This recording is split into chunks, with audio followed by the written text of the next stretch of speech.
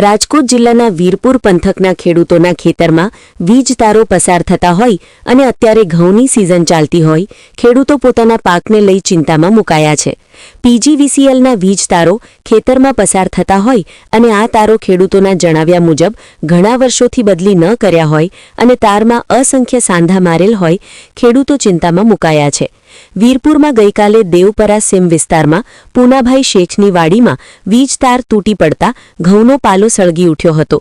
સદનસીબ ખેડૂતો હાજર હતા અને બધા ખેડૂતોએ ટ્રેક્ટર અને રોટાવેટરથી આગ ઉપર ધૂળ નાખી આગ કાબૂમાં લીધી હતી। જો આગ કાબૂમાં ન આવી હોત તો આગળ 60 વીઘામાં ઘઉંનું વાવેતર કરેલ હોય સળગી જાત તો ખેડૂતોને મોટી નુકસાન સહન કરવાનો વારો આવત। વીરપુરના ખેડૂતોના જણાવ્યા અનુસાર વીરપુરમાં અનેક ખેતરોમાં નીચા વીજ તારો હોય પાણી વારવા જઈએ તો પણ બીક લાગે છે। અત્યારે ઘઉંનો પાક તૈયાર થવામાં છે। જો તારમાંથી તિકારા પડે તો અમે મહેનત કરી વાવેતર કરેલ પાક નુકસાન થાય તો તેમની જિમ્મેદારી કોણ લેશે? ગઈકાલે વીજ તારમાંથી પહેલા તિકારા પડ્યા બાદમાં તાર તૂટી નીચે પડતા ઘઉંનો ભાઠો સળગી ગયેલ। સદનસીબ ખેડૂતો હાજર હતા અને મહામહેનતે આગ કાબૂમાં લીધી હતી। જો ખેડૂત હાજરમાં ન હોત તો આજુબાજુના 60 વીઘામાં ખેડૂતના ઘઉં બળીને રાખ થઈ જાત। અવારનવાર પીજીવીસીએલ તંત્રને રજૂઆત કરી છે, તાર બદલાવી ઊંચા લ્યો પરંતુ કોઈ કાર્યવાહી થતી ન હોય ખેડૂતોને નુકસાન સહન કરવાનો વારો આવે છે। વીરપુર પીજીવીસીએલના ઇજનેરના જણાવ્યા મુજબ ગઈકાલે તાર તૂટવાની ઘટના બનતા કર્મચારીઓને સ્થળ ઉપર મોકલેલ અને પાવર બંધ કરાવેલ। ત્યારે આગામી સમયમાં વીજ તારો જૂના હોય બદલવાની પ્રોસેસ કામગીરી હાથ ધરવામાં આવશે। રિપોર્ટર ભાગ્યેશ ડોબરિયા, વીરપુર। ધરતી સમીર કુમાર અંતાણી। બેન, ગઈકાલે વીરપુરમાં એક ખેડૂતના ખેતરમાંથી તે વીજ તાર છે તે તિખારાથી શોર્ટ સર્કિટના કારણે નીચે પડ્યો હતો અને તેનો પાલો સળગી ગયો હતો। આ બારામાં આપ શું કહેશો? હા, અમને જ્યારે કાલે વીરપુરમાં એ બનાવ બન્યો તે બાબતે અમને જ્યારે જાણ કરવામાં આવી તરત જ અમારી ટીમ ત્યાં પહોંચી ગયેલી હતી। પાવર સપ્લાય બંધ કરાવી દીધો હતો અને એનું સોલ્યુશન બી અમે કંડક્ટર જે બ્રોકન થયો હતો એના માટેનો અમે પ્રયત્ન કરેલ છે અને શોર્ટ પીરિયડમાં અમે એ કંડક્ટર રિપ્લેસ કરાવી અને કામ વ્યવસ્થિત કરાવી દઈશું। ખેડૂતો એવું કહી રહ્યા છે કે છેલ્લા 3 થી 4 વર્ષમાં એ તાર બદલાવવામાં જ નથી આવ્યો, તો આગામી સમયમાં આપના તરફથી શું પ્રોસેસ હશે? ના, ચોક્કસ આ બાબતમાં હું તમને એટલું કહીશ કે જ્યાં જ્યાં અમને ધ્યાનમાં આવે છે કે બહુ જૂના કંડક્ટર છે એના પ્રોજેક્ટ મૂકીને અમે આગળની કાર્યવાહી કરશું અને બનશે એટલા પોઝિટિવ પ્રયત્ન કરશું કે આ ઘટના બીજી વાર ન બને। મારું નામ રમેશભાઈ વાઘજીભાઈ, ગુજરાતી। રમેશભાઈ, ગઈકાલે આગ લાગી હતી, સમગ્ર વિગત શું હતી? વિગત એવું કે ઉપરથી તાર પડ્યા અને અવારનવાર પીડા કરે છે। અમે રજૂ ઘણી ખરે કરી, આ 5 વર્ષથી કરી છે તો એ કોઈ જે આવતા જ નથી અહીંયા, ખાલી બદલાઈને હોઈએ। લગભગ 60 જેવા હાંધા હશે અમારે અહીંયા ખેતર અંદર જ, નીચે અમારા ઘઉં હોય। હવે એની જવાબદારી કોણ લે? ઘઉં દાજી જાય તો કોણ પૈસા આપે? કઈ રીતે આગ લાગી હતી?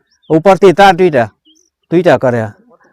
શું માંગ છે આપની? એટલે અમારે એ માંગ છે કે અમારે અહીં તાર બદલાઈ દે અને નીચે છે ને એ બધા અધેર લેવડાવી લઈએ, કારણ કે માલ ભરી નીકળતા હોય અહીંથી તો પછી અમારે ટ્રેક્ટરની બીક લાગે, માલ ભર્યો હોય, જોખમ તો અમારે કરીને।